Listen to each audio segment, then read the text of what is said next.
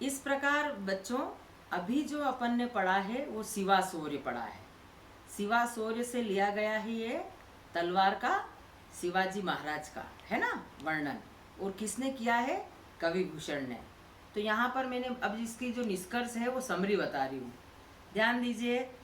अभी अपन ने डिटेल व्याख्या पढ़ी है बेटा, इसका जो निष्कर्ष है वो ध्यान दो कि 4 प्रकार की सेना है, हाथी, घोड़े, रथ और पैदल। ये चारों प्रकार की सेना शिवाजी के सैनिक लेके चल रहे हैं और उसके कारण धूल आच्छादित है वातावरण में। तो जब धुंधलापन आ गया है तो जो सूर्य है वो कैसा दिख रहा है? छोटा सा तारे के समान।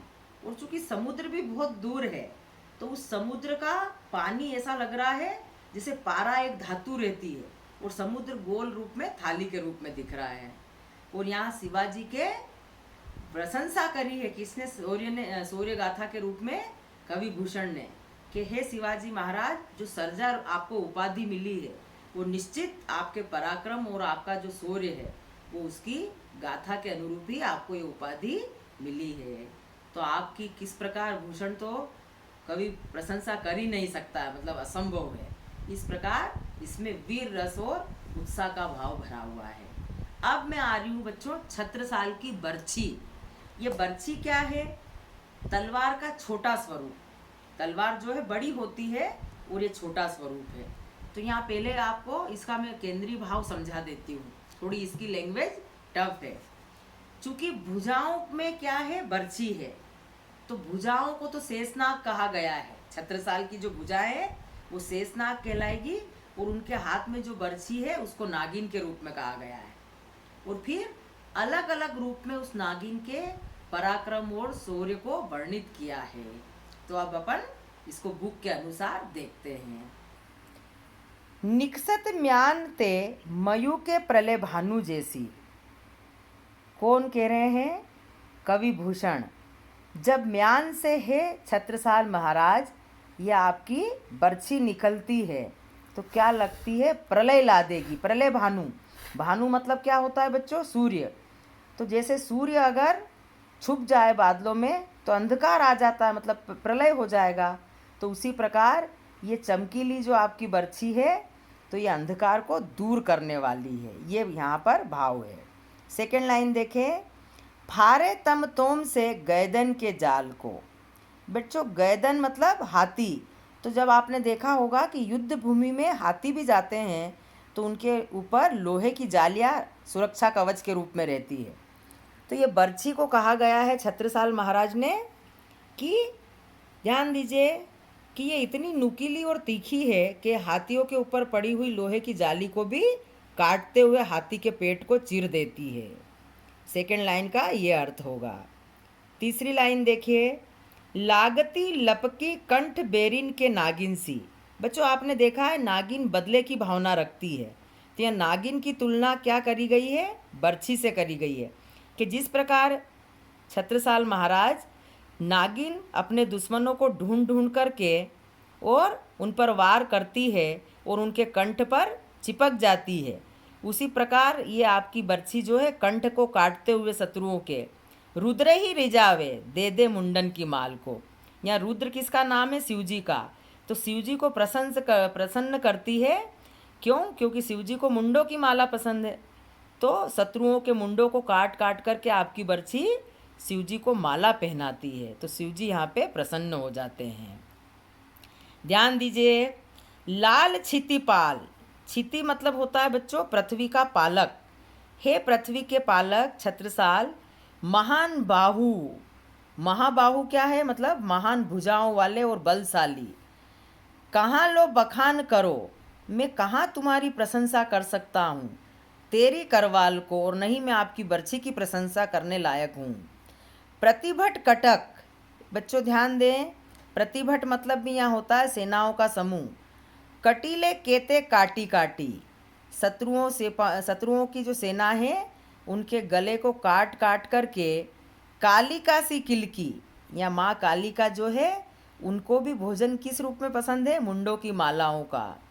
तो कलेऊ मतलब भोजन का निवेला, जो अपन कवा खाते हैं ना, तो माँ कालिका को मुंडों की माला का कलेऊ देते हैं और मृत्यु पर आप विजय प्राप्त करते हैं, छत्रसाल महाराज के लिए कहा गया है। सेकेंड पैराग्राफ बच्चों, भुज भुजगेश की, ध्यान दीजिए, मैंने यहाँ पे आपको भी कहा था कि छत्रसाल के हाथ जो हैं वो क्या हैं, शेषनाग के रूप में है, और उनके हाथ में संगनी क्या है, नागिन के रूप में बर्छी है। तो खेदी खेदी खाती दीह दारुण दलन के, ये बच्चों देखिए दीह दारुण दलन के शब्द आया है ना, मतलब शत्रु सिपाहियों के योद्धाओं को ढूंढ ढूंढ करके वो वार कर देती है, कौन, बर्छी, जैसे नागिन ढूंढ ढूंढ के शत्रुओं का सफाया करती है, उसी अनुरूप। तो यहाँ क्या करा गया है, उपमा अलंकार है। नागिन की तुलना किससे करी गई है, ध्यान दीजिए, बर्छी से, इसलिए उपमा अलंकार आएगा। और एक ही शब्द की दो बार आवृत्ति हुई है, खेदी खेदी, यहाँ अनुप्रास अलंकार होगा। ओके, आगे बढ़ते हैं। बख्तर पाखरन बीच धसी जाती मीन, ध्यान, आपने कभी बच्चों देखा होगा, मीन मतलब मछली, मछली जब जल में तैरती है तो तैरने के बाद आपने देखा होगा पानी में नीचे तक जाती है और ऊपर आती है, मतलब पानी को काटते हुए नीचे तक जाएगी और ऊपर आती है। तो उस मछली की तुलना फिर से किससे करी गई है, बर्छी से, कि वो भी हाथियों के पेट को चीरती हुई, पेरी पार जर परवाह ज्यों जलन के, मछली भी क्या करती है कि पानी को जिस प्रकार काटते हुए नीचे से ऊपर आती है, उसी प्रकार ये बर्छी भी हाथियों के जाल को काटते हुए उनके पेट को काट देती है।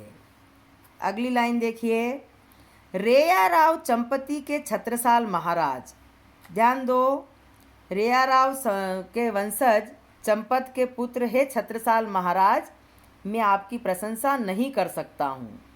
भूषण सके करी बखान को बलन के, भूषण कवि कह रहे हैं कि मेरे इतनी मैं योग्य ही नहीं हूँ, मैं आपका बखान क्या करूँगा, कोई गलती तो निकाल ही नहीं सकता हूँ, आप इतने बलशाली और पराक्रमी हैं कि आपकी प्रशंसा ही मैं कर सकता हूँ। अब लास्ट लाइन देखिए, पक्षियों के जिस प्रकार पर काट देता है शिकारी और वो तड़पते हुए नीचे गिरते हैं, इस भाव को यहाँ लिया गया है।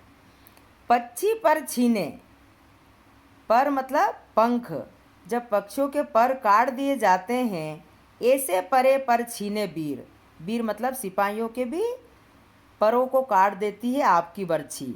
तो जिस प्रकार पक्षी धराशायी होकर के नीचे जमीन पर गिरते हैं, उसी अनुरूप तेरी बर्छी ने बर छीने हैं खलन के, खलन मतलब शत्रु योद्धाओं के क्या कर दिए हैं, पैरों को काट करके उनको भी हाथी घोड़ों से गिरा करके नीचे बर्छी ने धराशायी कर दिया है। इस प्रकार छत्रसाल की बर्छी की प्रशंसा भी कवि भूषण ने की है। और यहाँ पर तुलना करी गई है तीन बात में, छत्रसाल की भुजाओं को शेषनाग कहा गया है, बर्छी को नागिन कहा गया है, और जिस प्रकार नागिन अपने शत्रुओं का ढूंढ ढूंढ करके बदला लेती है, उसी प्रकार है छत्रसाल महाराज आपकी बर्छी भी शत्रु योद्धा को ढूंढ ढूंढ के मारती है। और बच्चों इसमें बार बार जहाँ पर भुजंगनी सी शब्द आया है वहाँ उपमा अलंकार है, एक ही शब्द की जब दो बार आवृत्ति हुई है वहाँ अनुप्रास अलंकार है, ये सब अपन को विशेष में लिखना है। ओके, इस प्रकार बच्चों यहाँ पर ये दूसरा पार्ट जो था वो छत्रसाल की बर्छी थी, बर्छी की तुलना नागिन से की गई है, और बार बार बर्छी का जो है वीर रस से जो शौर्य और पराक्रम है वो भाव भी इसमें वर्णित किया है। तो ये दो पार्ट में हमारी कविता पूर्ण हुई।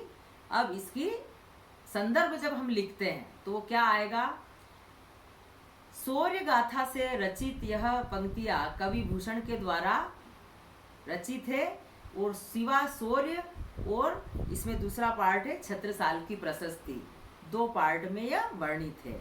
और बच्चों प्रसंग जो है यहाँ शिवाजी का युद्ध मैदान का वर्णन है, इसमें युद्ध मैदान का वर्णन आएगा, और छत्रसाल की बर्छी की प्रशंसा का अलग अलग रूप में दोनों का प्रसंग हो जाएगा। अब इसके बाद में आपके क्वेश्चन आंसर जो भाव पल्लवन है, अतिरिक्त प्रश्न है, वो बेटा मैं कॉपी के अनुरूप भेजूंगी। नमस्ते, आप लोग लिखते रहें बच्चों। ओके।